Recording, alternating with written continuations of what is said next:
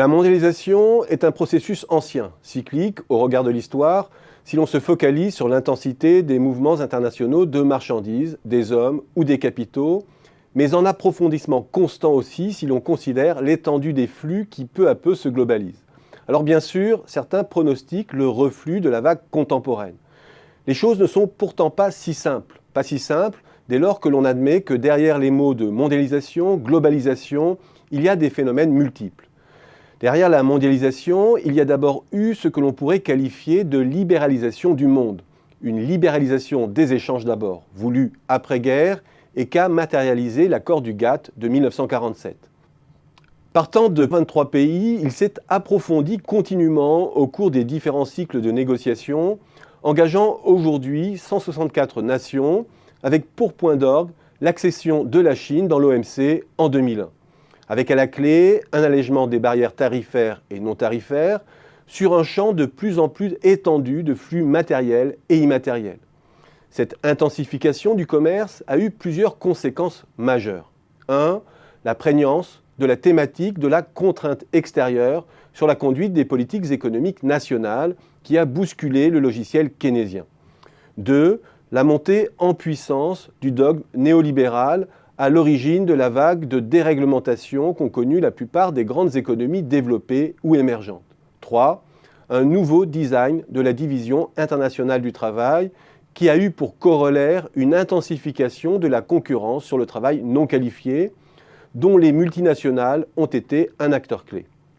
Et cette intensification de la concurrence constitue une première source de pression déflationniste à travers le monde.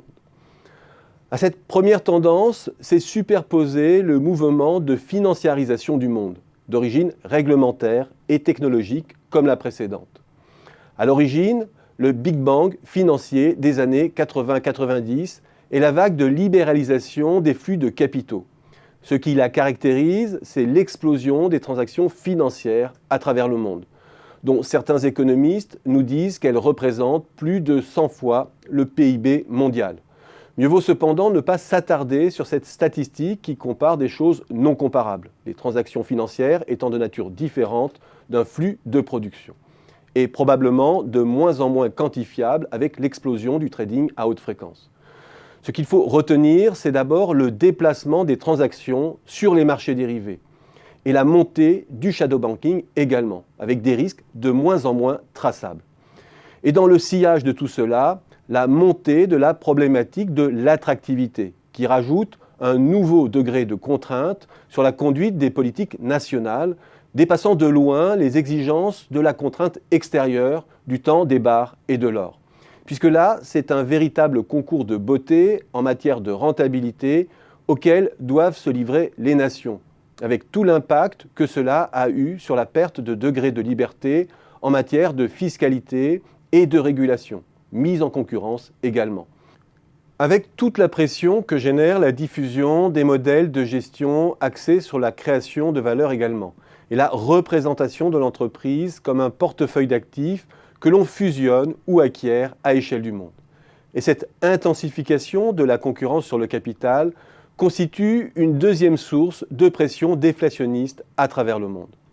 Ces deux premières dimensions de la mondialisation sont certainement en partie réversibles, sous le jeu de nouvelles contraintes réglementaires destinées à faire rentrer le torrent dans son lit. Mais on ne peut ignorer le troisième étage de la mondialisation contemporaine, que l'on pourrait qualifier de digitalisation du monde.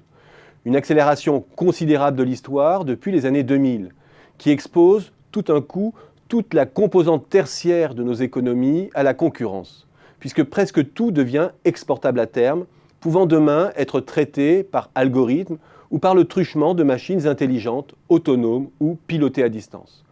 Voilà donc que les 2/3 de notre production, qui étaient hors du jeu de la compétition mondiale, y entrent. Et que des acteurs ultra-dominants, les GAFA notamment, font main basse sur la valeur créée et la matière fiscale. Et que les chaînes de valeur mondiales doivent épouser de nouveaux designs.